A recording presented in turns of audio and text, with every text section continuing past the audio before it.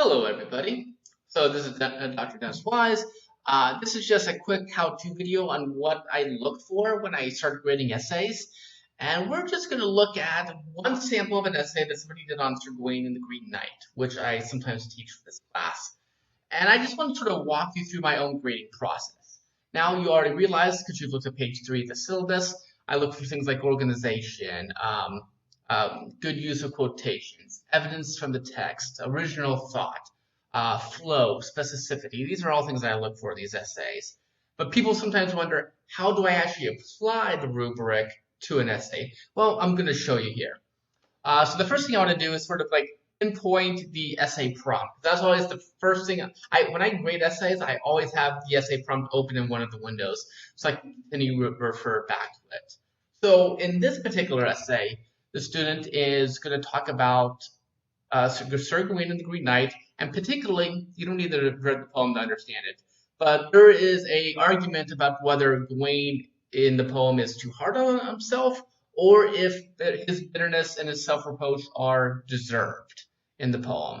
And so the essay prompt, as you can see right here from the highlighted parts, it's just asking, is he too hard on himself, or is his bitterness and self-reproach deserved? And I'm asking people in this prompt to compose an original argument arguing for a particular interpretation of Sir Gawain and the Green Knight. Now, right off the bat, I know I'm going to be looking for something very specific in the introduction.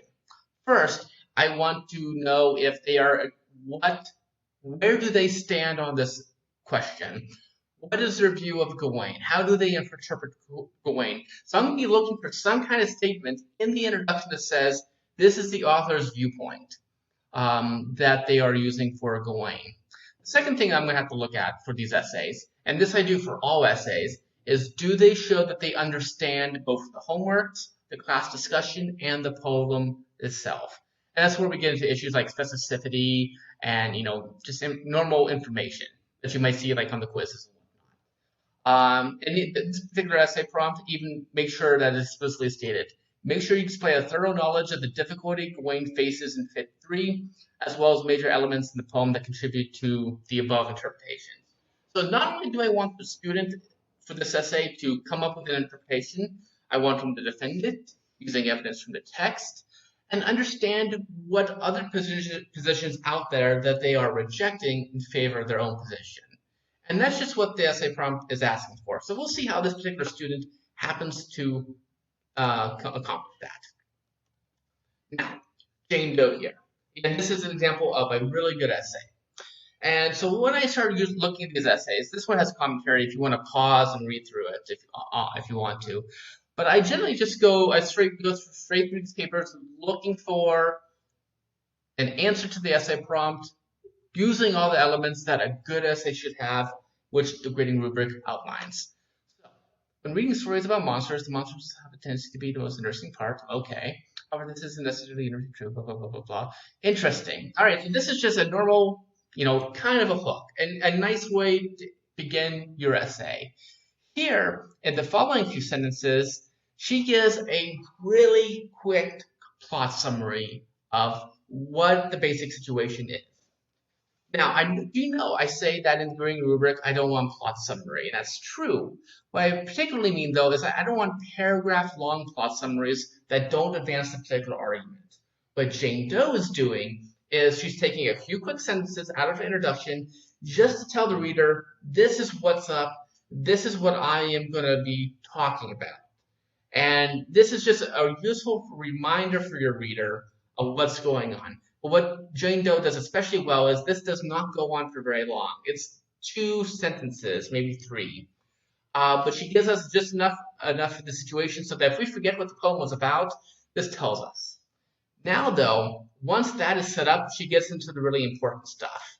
However, so we have the basic situation. However, Gawain's self-reproach is honestly not entirely justified. That's an interpretive claim. This is her.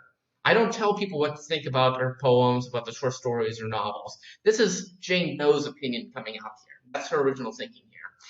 And it's directly answering the essay prompt. In spite of his small slip-up, the circumstances were unfair, and he was still doing the best he could, which makes his actions excusable. So she comes up with a thesis with a quick explanation why that thesis is going to be proven true over the course of her essay. And the rest of this essay, you find out, is going to be presenting us evidence for why this thesis happens to be true. Moving on, in order to see why Gawain's mistakes were excusable, it's necessary for us to really understand their magnitude. And here, this is where she's addressing that part in the prompt that says, make sure you understand the situation. And so this is directly answering that part of the prompt. Moving on, we have a couple of quotes here, and she does have a pretty good use of quotation, I'm noticing. This deliberate act of dishonesty goes against not only himself, his general values of the chivalrous knight, but is bad in and of itself, and it breaches one of the ideals which his pentangle represents.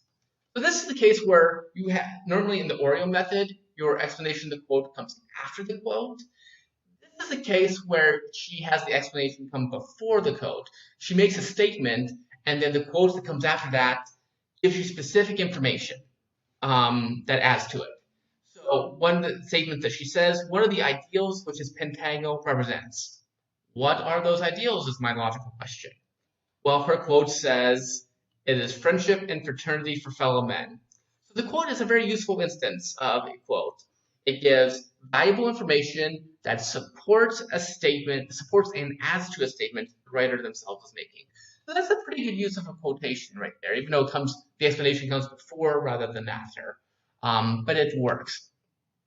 And then she continues on with, just describing the basic situation. Now, we have an interesting transition statement here. So obviously, in any paragraph, your topic sentence is going to be important.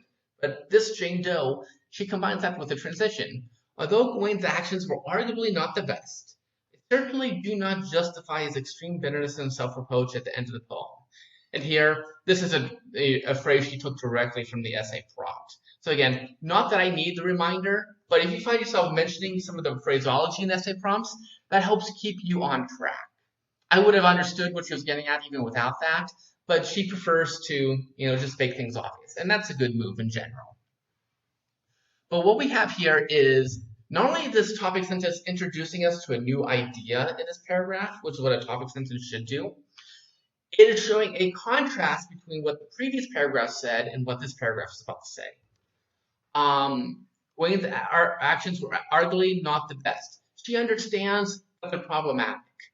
However, she's saying the opposite interpretation is not appropriate either. So this is where she's defending this part, but about to reject this part of the interpretation. Then she gives some additional examples.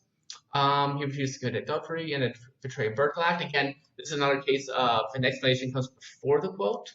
But again, I'm cool with that, as long as it flows well and it works in the essay, and it does work in this case, I think. Then going on to the page 2. Again, although monsters themselves are always interesting, sometimes the way in which the hero of the story responds to the monsters and their challenges can be more intriguing. Again, this is just a restatement of something she said in the introduction.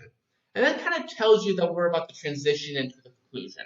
So in terms of organization, it's actually a relatively short. I might have liked a few more details, maybe another paragraph of details.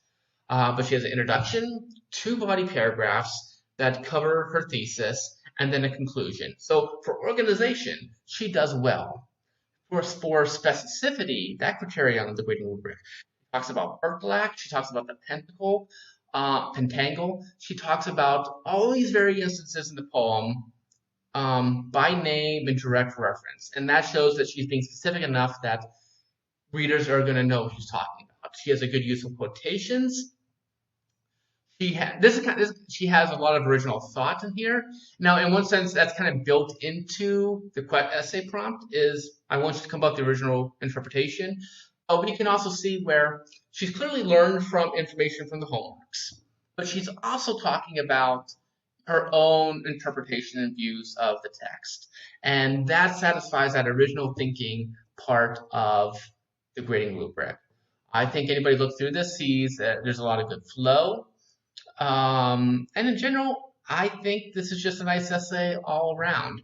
It directly answers the essay prompt. It tackles each of those major things that good essays have according to the grading rubric. So in terms of content, it gets out at 87 points. I'd give it like 85. So percentage-wise, it's about 95, 97% in content. 10 and 10 for spelling and grammar. There weren't any typos, and her format is pretty much just what I'm looking for. So 3 and 3 out of that. So all told, this essay gets about maybe a 96 or a 97 points out of 100. And so that is a good essay.